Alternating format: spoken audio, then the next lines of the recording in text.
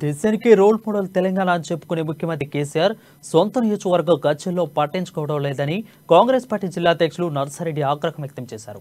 ఆదాయ కుల ధృవీకరణ పత్రాల కోసం అధికారులు ప్రజలను ఇబ్బందులకు గురిచేస్తుంటే పట్టించుకోరని నిలదీశారు. సిద్దిపేట జిల్లా గజ్వేల్ ఆర్టీఓ కార్యాలయం ఎదుట వారు ధర్నాకు దిగారు.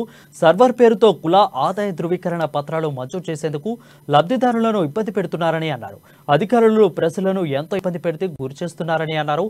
ఎన్నికల కోసమే బీసీ రుణాలు పేరిట కొత్త డ్రామా మొదలు పెట్టారని ఫైర్ అయ్యారు.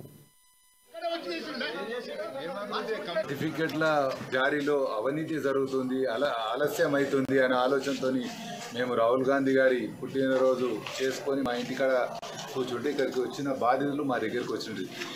అందులో భాగంగానే ఇక్కడ రావడం జరిగింది.